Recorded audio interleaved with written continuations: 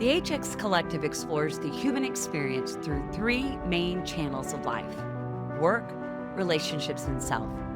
With raw, authentic conversations, the podcast investigates how challenges can become powerful teachers, leading to personal growth and deeper connections. Rooted in humanity-centered design, each episode reflects a commitment to doing good and doing well, featuring diverse voices and generational perspectives. Expect gripping stories of struggle and success, with thought-provoking discussions and concrete tools and tactics that encourage you to rethink your relationship with distress, helping you to establish your full human experience. This is the HX Collective channel. Hello, friends, and welcome to the next episode of the HX Collective podcast. If you've been with us, you know how much fun it is to have brilliant people share things that can all unify us in our ability to elevate the human experience. And today, once again, our guest will not disappoint. And how do I know this? Well, in addition to being a very accomplished and credentialed clinical psychologist, Dr. Sharon Khurana is going to share some wisdom today, specifically about reimagining what it means to struggle and suffer, and how those are often the essential ingredients for us to access new levels of elevated human flourishing. I have so much confidence in this conversation because I've had the pleasure of being Sharon's friend for more than 2 decades. And so I've been in the trenches of motherhood with her. I have traveled with her, and I want to assure you, her wisdom and insight should not be ignored. So this may be a time you may want to take some notes, because Dr. Khurana is going to enlighten us to what it means to think about the things that sometimes bring us down in our mental health and well-being, and yet how we can experience them in a brand new light. So, Dr. Khurana, also known as my girlfriend Sharon, welcome to the podcast. I am so glad you said yes. Can you tell me why you said yes? I mean, it's so fun to be friends, and then I get to be with you in this professional capacity. So maybe share a little bit about your background and allow our audience to know who you are in your day life and your whole life. Why did I say yes? Because, like you said, we've been friends for over 2 decades. And in that time, we've seen a lot of joys, a lot of sorrows. And the fact that we keep on keeping on is evidence of our personal story of human flourishing. Right. And so just to have this be something that I can experience with you is just powerful. Love it. Right? Yeah, And I the Lord. think it's a natural progression to, what we've been through and what we'll continue to go through. Absolutely. Well, Sharon, I remember a few years ago, we were all together on a girls' trip. So, Sharon and a number of our upcoming guests, we have kind of a girl crew that gathers. And it was in that moment that I had a mindset shift where our relationship was principally for a good while based on being mothers of daughters who are, within a couple of years of each other. And so, having had that shared experience, I remember being standing in the kitchen of our farmhouse, and I realized that I was surrounded by amazing professional women, and it like dawned on me, like, we're not just moms, like, we are fellow women trying to do badass things in the world. Can you share a little bit of just your backstory and kind of your professional arc and how you've landed in private practice as a clinical psychologist? So as of right now, I am a clinical psychologist in private practice. I specialize in trauma and grief, which is very fitting for what we're going to be talking about today. And, we're talking about suffering, and suffering is where I see that in people struggling with trauma and grief. So that was another reason why, I was drawn to, I said yes. What drew me to private practice was, I spent a lot of my career, I've been in this field for almost 30 years now. I spend a lot of time in community mental health settings and have seen people struggle with a lot of different things, a lot of stressors, a lot of systemic inequality, a lot of racial inequality, a lot of socioeconomic stresses. And I really enjoyed that work. But, I went through some personal crises and had a daughter who was born 6 weeks early, was in the NICU, and decided to take some time off.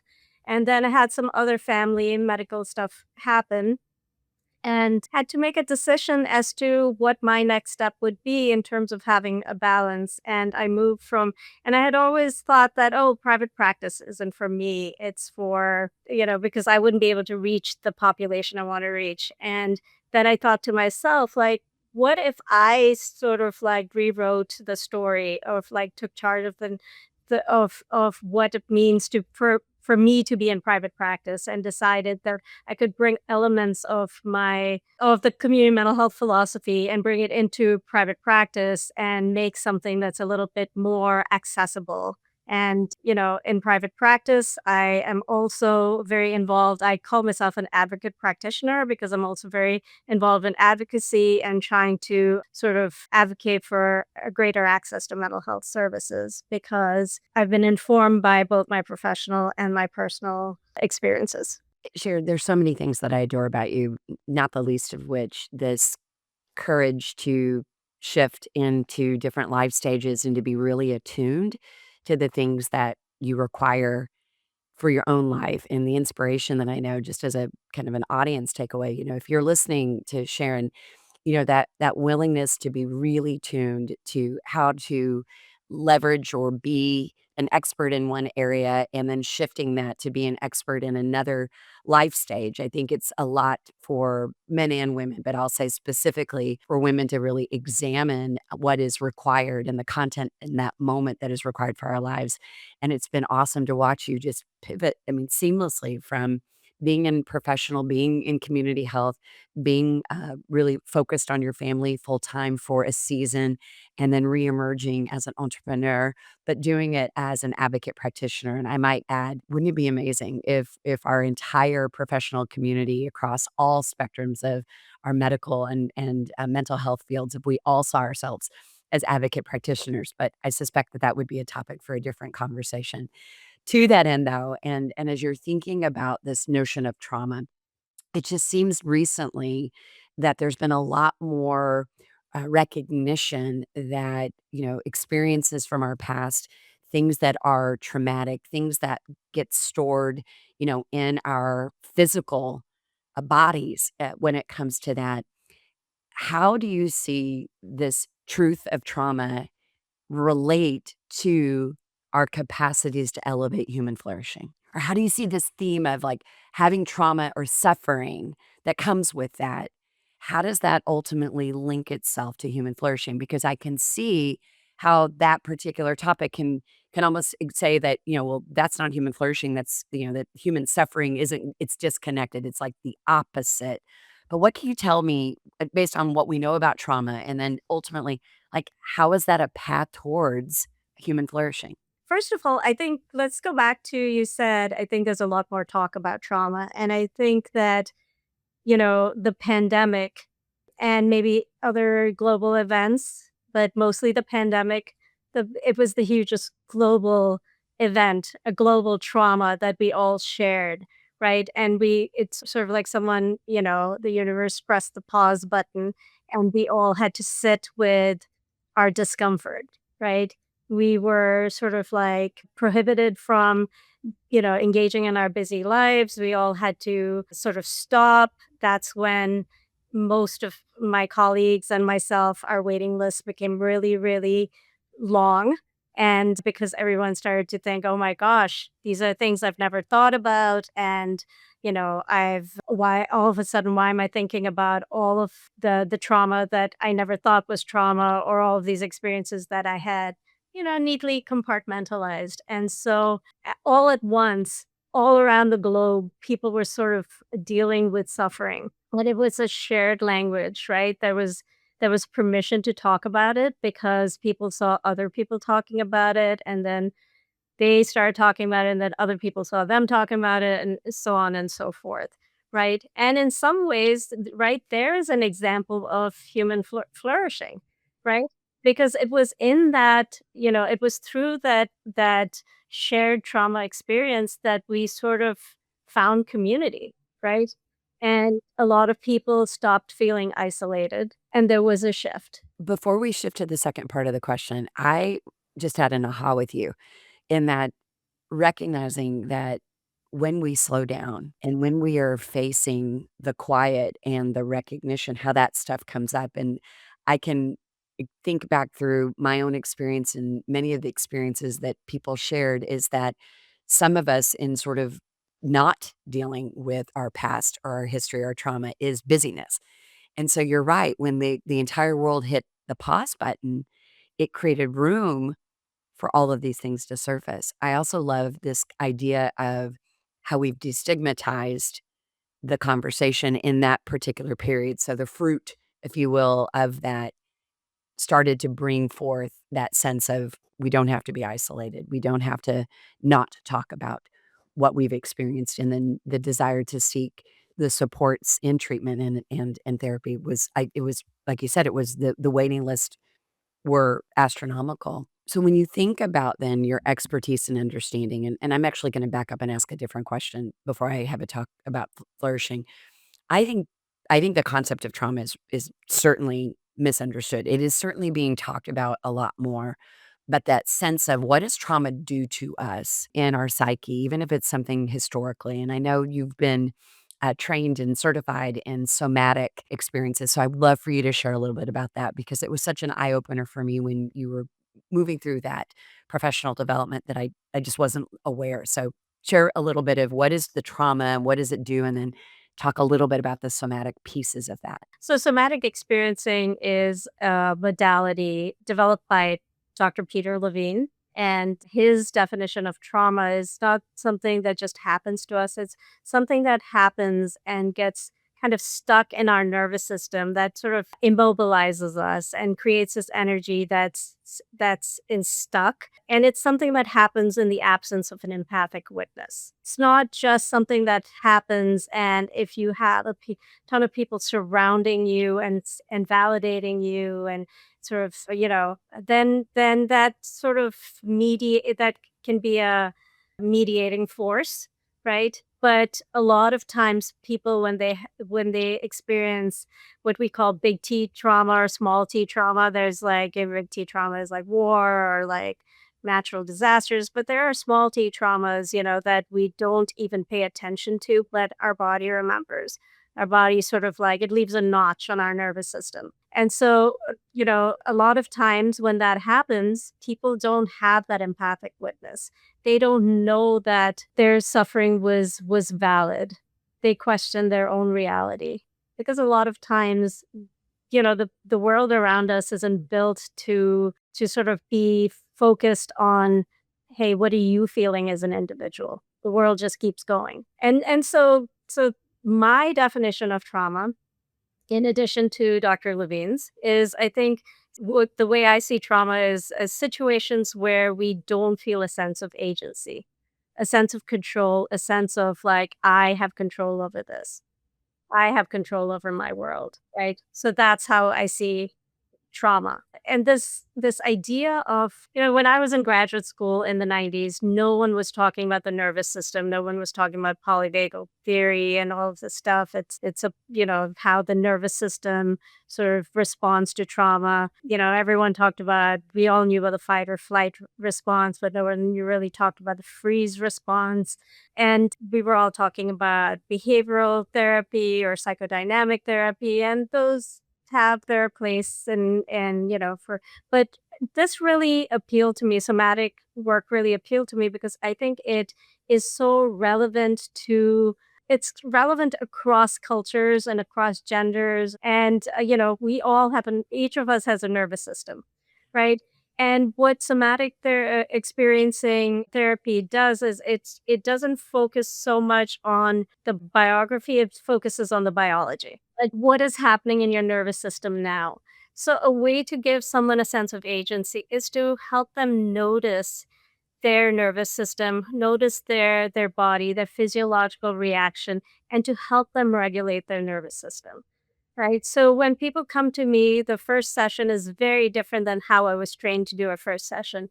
I don't necessarily go through like, like a whole the DSM and like, because I will send people forms and they can fill it out in advance, and I could go through that before a session. But in that moment, in that first session, I want to see where their nervous system is. Because what if between the time I talked to them over the phone and they filled out the forms and that first session, something major had happened. They were in a car accident that morning. I want to pay attention to their nervous system and I want to model that for them. And I want to help them see how they can start to do that for themselves. And it's in those small ways that they can start to feel or experience like this notion of agency, right? That at first feels very foreign, and a lot of people will feel activation even as they're starting to feel their nervous system regulate, because the nervous system, a lot of times people aren't used to that and they're like, What's happening here? Why, what, it's like even it's sometimes in the deactivation, there is also activation. There's activation and the deactivation. I love that. As I'm hearing you describe this conversation, I wanted to take a pause because there were two things that you said that really stood out to me. The first was this idea of not having an empathic witness. And when I think about that experience in my own journey where something happened, but there wasn't anyone to say, it's okay to feel your feelings, or that really sucked, or that was really hard, I can see how that can leave residual impact on our nervous systems in ways that can accumulate and can mount towards what can occur for us later as a sense of suffering or a sense of anxiety or a sense of depression. I mean, I can see the connective tissue. And a takeaway when I look at our audience is examining an opportunity to be that empathic witness. Like, what would that look like? So that's something that my brain is now moving in a lot of directions, but I wanted to grab that because I do think that's powerful as a way that we can stand in that space to be that for someone when we have a greater level of awareness. I think the other thing, though, is I loved in your definition when you were talking about this idea of having that sense where you don't have agency, where that feeling of being out of control or having or being controlled by a circumstance or a person or a situation. And so, again, when I'm looking at the suffering that can come when that occurs, I suspect that for a lot of us, we do get stuck. We do get in that space of there's no hope. And then that spiral can lead us to a lot of different experiences. If I shift focus and think about the value of understanding this and attuning, as you've described in your somatic practice, to the nervous system and the agency and control that can give us, I'd love for you to talk a bit about the equation of that experience of feeling that suffering or recognizing it, and how that actually can be a favorable part of the journey towards human flourishing. Again, a lot of people see those things as opposites, but I know in my experience with you that no, it is almost in some cases essential to flourish. How would you describe that for somebody who's listening right now saying, "Oh, Dr. Khurana, you don't know. You don't know what happened to me. There's no flourishing coming out of this. It's just being stuck in the suffering." Yeah, there is a paradox there, right? And I think the paradox is in, and it's interesting that it's a paradox because I think that's how we've been socialized to, what we've been socialized to believe, right? That it's one or the other. You're happy or you're sad. You can't be happy and sad, right? And I think that is what we're starting to learn, that both and, right? That it's in noticing that the pain is there that we can, so a lot of times in working with patients, I will sort of say, just notice it, observe it, and name it without judgment, right? Just notice that that emotion is coming up, whether it's jealousy or fear or anger or anxiety. Let's not think about where it's coming from or whether it should exist. Just notice it and name it, right? And that's sort of, that can sometimes just be a way, and I don't know, paradoxically, it can lead us to just move forward. I love the imagery. I think a lot of meditations use this imagery of leaves on a stream, right? It's sort of like placing an emotion on a leaf and just letting it flow, right? And so it's kind of it helps us move through it, right? When we just name it without judgment. Because sometimes that's all our nervous system needs. That trauma just needs to be acknowledged, right? But we're so afraid that if we acknowledge it, if we name it, we're going to be immobilized by it and we're going to be like destroyed by it. And the paradox here is that it's when we don't name it that we become immobilized. So we know fight and flight, but we seldom talk. We have, I think there's more understanding of what freeze looks like. So when we can't fight in a situation or we can't flee, the nervous system goes into a freeze state. And in that freeze state, there's immobilization, there's dissociation, there's depression, there's hopelessness, there's, sort of this disinterest in life. We're not in the physiology of connection. Oh, beautiful. And I think when I think about what it means to be fully human and to live a life that is flourishing, everything that you're describing when it is not named and addressed is like the enemy to the human experience. It's the enemy to having a capacity to keep moving forward. I love that imagery of leaves on a stream. Definitely gonna borrow that. There are some great meditations out there that people can Google and find, and yeah. Well, when you think about people you've worked with, whether it's patient experience or just in general, when a person has the courage to suspend disbelief and that if I name it or if I look at it, that it's somehow going to immobilize me. But I'm imagining in what you're describing is quite the opposite happens. So what's possible then? So if we have our ability to acknowledge, to engage, what are some of the things you've witnessed in that transition to courageously do the work? There's a physiological change, right? I think just in naming it and noticing it and sort of giving attention to that part of you sort of helps the nervous system settle, right? And it allows a person to regulate their nervous system. And they feel like a little bit more in their body. They feel a little bit more embodied, and there's a sense of like, okay, I can take the next step, right? And all of a sudden, there are parts of your brain that get engaged that previously weren't engaged because all resources were going towards, the attempt to, sort of contain all the things that shouldn't be talked about, which was causing anxiety. And there's a part of the brain that it's more, just all of the resources were going toward that limbic system, and so the frontal cortex is not really engaged, right? And so it allows for the brain to sort of utilize, for that part of the brain to be utilized and for us to engage in like, oh, it's a bigger world out there. I have more options. Sometimes I describe it as having, shutters on a window and you only have them open a little bit and you see one tree. And like if you throw the shutters open, right? And you're like, oh my gosh, there's a whole forest out there. Right. And so it's the equivalent, that physiological equivalent of that image.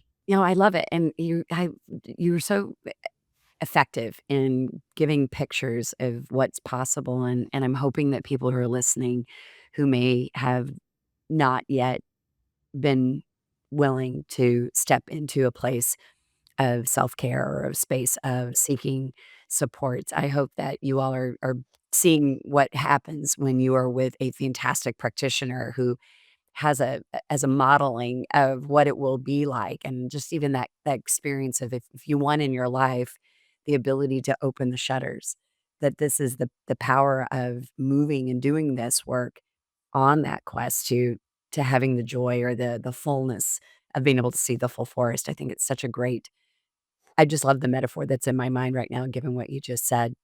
One of the things that strikes me, and I often see this in a lot of our popular culture, when people who seem like they're really influential or they're getting things done or they've been strong influencers in their fields, whether it's in entertainment or in sports or in having experience academically or in other areas, there's often that through line of there's a backstory, like, there's something that happened to them in a way that for what we would consider like an average person would be like crushed. And yet, in a lot of ways, it seems like that backstory is for many like it's a superpower. It's like fuel for something great. Walk us through that phenomenon, both in your own observations, but to the extent you can give us any, like, clinical understanding of, like, how does that happen?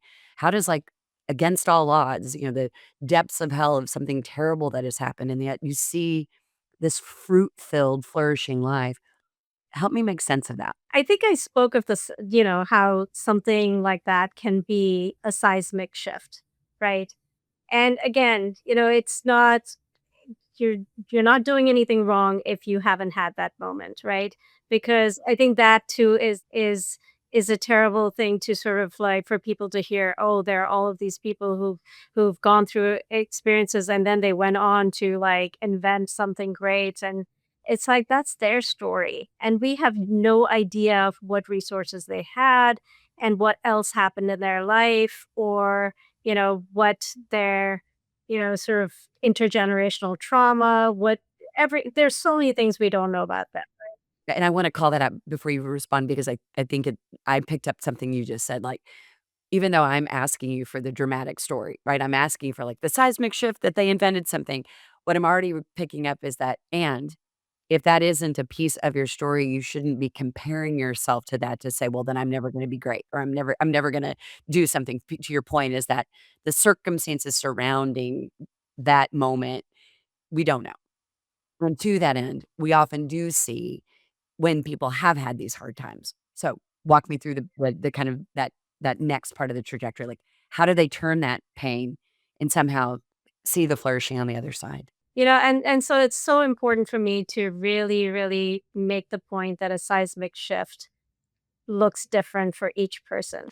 For some people, a seismic shift is I can hang out with my family again, and I can, sort of be okay being by myself and enjoy my own company again. Or for some people, it'd be like, "Oh, I'm going to start a business." Or for some people, it might be, "I'm gonna make that record," right? And I'm gonna go on tour with Taylor Swift. And I don't know. So what I want to say is that there is a range, and I think we have to be again, it's that naming and noticing what's important to us and what is it's a very personal journey, right? And it's one step at a time. And all we need to pay attention to is that next step. Trauma work is one of my mentors always says trauma work is slow work, right? And trauma may happen in an instant, but recovering from trauma is a slow process. The nervous system has to heal. This, just if you want to call it the spirit or whatever, it has to recover because what trauma does is it leaves us in it affects our schema, it affects how we see ourselves, how we see the world, right? And so it has to change, right? And the change doesn't happen automatically. In fact, it can be very dangerous if the change happens. I don't want to say dangerous, so maybe not dangerous, but it's not sustainable if it happens too rapidly, right? Because I think in order for it to be sustainable, it really your entire system needs to acclimate to every minute or minuscule change, right? In terms like, "Oh, I had this experience and nothing bad happened. Oh, not everyone in the world is going to be mean to me, or not everyone in the world is going to reject me," right? So and we're gathering information, right? Internalizing that information, and we're sort of rewriting or like we're recoding, we're rewriting our schema. Yeah, powerful. I'm gonna say dangerous is the right word, and here's why. I think believing that you are cured or that you have arrived at a sustainable I did the work, I had a few conversations, and now I'm moving on. I think that's dangerous. I think it creates a false sense of where you stand and the re-occasion of setbacks and experiences because you didn't work through it in the slow and intentional and detailed. I think that is dangerous. I do. So I'm appreciating your not wanting to overplay that, but as a person who's observing what you're saying, I think that that could be a huge risk. You had something else to add, I Yeah, think. I wanted to say that I think it's dangerous because it's not sustainable, right? Because when it's not sustainable, what ends up happening is you put in all of that energy, all that psychological energy, and all that hope into something. And then you start to feel like, oh, like you have some sort of setback or your body hasn't healed. And so the body creates and holds these memories, right? And so if you're not paying attention to all of those memories and like helping the body sort of process that trauma, right? There are going to be body memories that will come back and cause a lot of physiological activation, right? It'll create the sympathetic charge in our nervous system, right? Like rapid heart rate and all of that stuff, right? And so and then you don't know what's happening, and then all of a sudden people are like, oh my gosh, this was not worth it, and yeah, I am who I thought I was, and why am I even bothering, right? And so it can go, we can undo all of the editing we did to our schema. It's amazing. Well, on a really practical level, and when I'm with guests, I always want the HX Collective podcast to be a place where people can come and sort of be replenished and have a sense of action. When if a person were listening right now and maybe they're awakened to a different consideration based on their experience and this recognition that having had experiences, whether again, is it big T trauma or little T trauma, that doing that work can be freedom.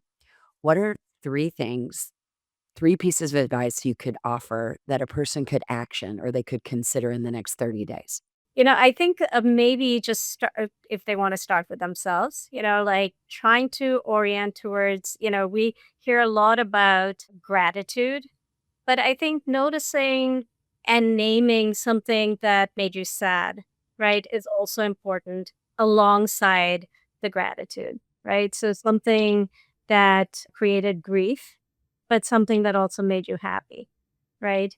And maybe doing that in a like journaling that on a daily basis or going for a walk and thinking about that, and then just also noticing, noticing something that's heavy and noticing how that shows up in your body, like what is the physiological response, but then going for a walk and noticing something that catches your eye in a positive way, and then and then noticing what happens when you look at that thing. And there's so much around us in nature that we can use. There are so many resources, right? So in somatic experiencing, we talk about orienting and resourcing, right? We're orienting to our somatic experience. We're resourcing by looking around us and seeing what can refuel us, what can buoy us. I love it. I got 3 things. I need to have the willingness to put names on things. And again, as a person who trends on the toxicity of positivity, I can go there. I'm hearing the value of one being able to name emotions and not just emotions that are highly correlated with positive things. Gratitude, there is power in naming the emotions that are counter to that, which might be sadness or feeling malaise or feeling whatever, disconnected, hurt, angry, having language for that. So that's number 1 I heard. Number 2 is the orienting process. And I think that's that space of bringing yourself and creating that awareness physically and having that willingness to sort of say, like, let me just get curious about what's happening. And that curiosity would sort of be that second thing that I'm hearing you say. And then on a third level and on a real practical level, that physical movement of changing your surrounding, or like you said, taking a walk and giving yourself an occasion to be present and to notice things, that reorientation can be really impactful. Did I get it? Amazing. Well, Amazing. no, you said it. I'm just replaying it in a way that is on a things that I'm gonna really take to heart as a result of our conversation. I want to underscore your value of curiosity because I think that is where we can really tap into flourishing, right? Because I think that gets sapped out of us when we've had trauma, right? Like our ability to be curious and genuinely curious as to like, this idea, and I've had to learn it too, like waking up in the morning and rather than saying, "Oh my gosh, there's going to be such a dreadful day," waking up in the morning and sort of saying, "Hey, let's see how I show up. I know it's going to be a busy day, but I don't know that I'm going to be like really, sort of, yeah, it might be a great experience to be on a podcast at 9 in the morning, start work at 11, but and work late. But again, it was this curiosity like, oh, I think let's see what happens. And, I think coming into this with curiosity really allowed me to engage in this conversation. And then the other thing, so I'm going to give you one more, is for people to be curious about themselves or to be okay with if they feel like they want, community can be what you need it to be. It could be one person, or it could be one person occasionally. It could be, you know, hanging out with a whole group of amazing friends at a farm and having just the best time ever. Or it could be like sitting by yourself and reading a book, which is something that I do often. And I have, but the thing is, the beautiful thing is, as I've gotten older, is like I've come to appreciate that fuels me too.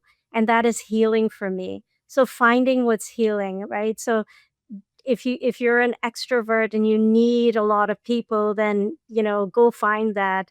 But if you are an extrovert, but you're also if you're an ambivert, or, like if you're also have this part of you that likes some alone time, embrace that.